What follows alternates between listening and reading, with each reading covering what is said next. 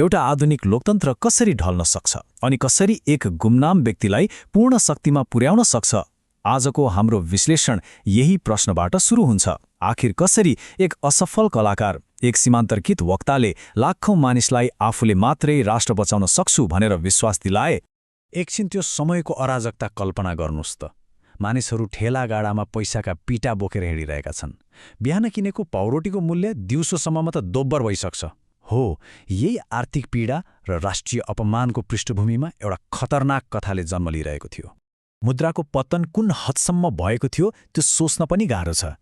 हेर्नुस्, सन् 1923 को अन्त्यसम्ममा एक अमेरिकी डलरको मूल्य 4.2 ट्रिलियन 4.2 ट्रिलियन जर्मन मार्क बराबर पुगेको थियो। अनि जब पैसाले आफ्नो मूल्य गुमाउँछ, मानिसहरूले बिस्तारै संस्थाहरूप्रतिको विश्वास पनि गुमाउँछन्। पहिलो खण्डमा जाउँ, एउटा राष्ट्रको विघटन। यो सबै कहानी पहिलो विश्वयुद्धको अन्त्यबाट सुरु हुन्छ। यी घटनाहरूले युद्धपथिको जर्मनीमा एउटा प्रेसर कुकर जस्तो वातावरण बनाइदियो।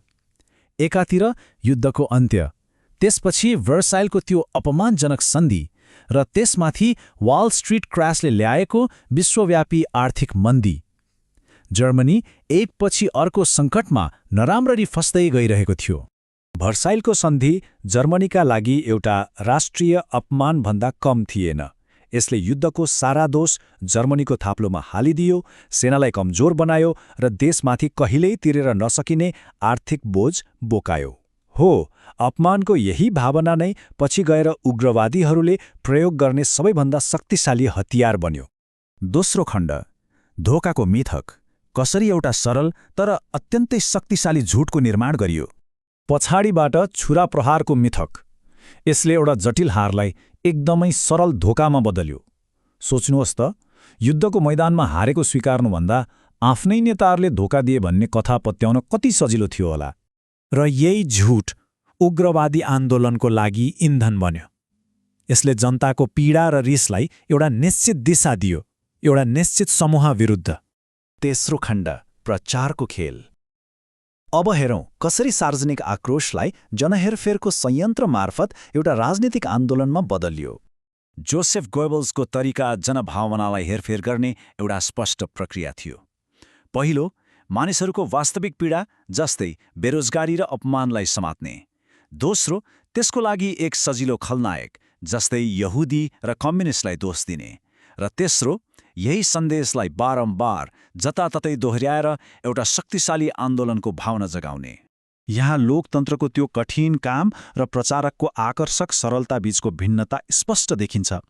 लोकतन्त्रले जटिल समाधान खोज्छ, तर प्रचारले सरल शत्रु र उद्धारको काल्पनिक कथा बेच्छ।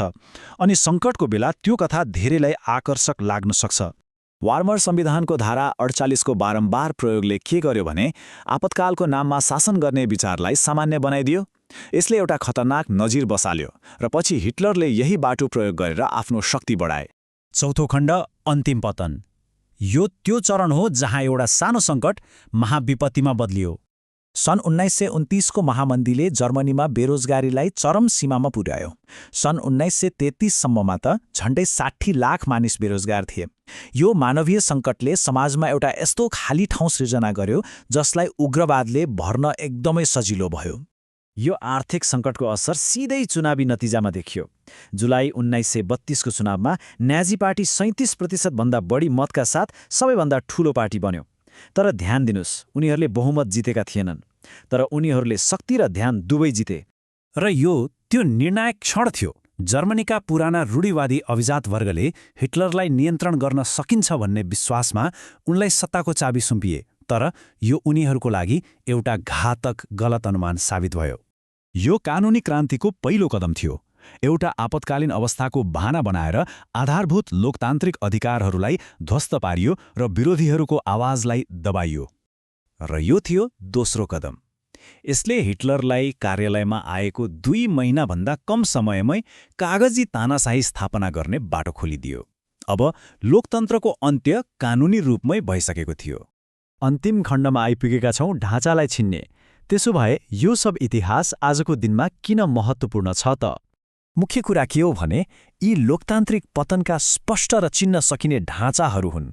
जब नेताहरूले समाधानको सट्टा शत्रुहरू दिन्छन् वा राष्ट्रिय अपमानलाई बदलाको लागि हतियार बनाउँछन्, तब हामी सचेत हुनै पर्छ।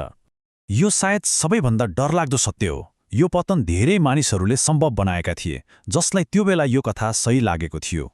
जब मानिस क्रोधित, डराएको वा अपमानित महसुस गर्छ, उसलाई मनाउन सबैभन्दा सजिलो हुन्छ। अन्त्यमा प्रश्न यही रहन्छ, सङ्कटको समयमा कुन कथामा विश्वास गरिन्छ र त्यसलाई कसरी परीक्षण गरिन्छ? इतिहासको चेतावनी एकदम स्पष्ट छ। जब पैसाको मूल्य अस्थिर हुन्छ, जब गर्वमा चोट पुग्छ र जब एउटा सरल मिथकले राम्रो महसुस गराउँछ, तब प्रचारले एक गुमनाम कट्टरपन्थीलाई शासकमा बदल्न सक्छ। यसको एकमात्र उपचार भनेको ती नागरिकहरू हुन् जसले यो ढाँचा चिन्छन् र यसलाई दोहोर्याउन अस्वीकार गर्छन्।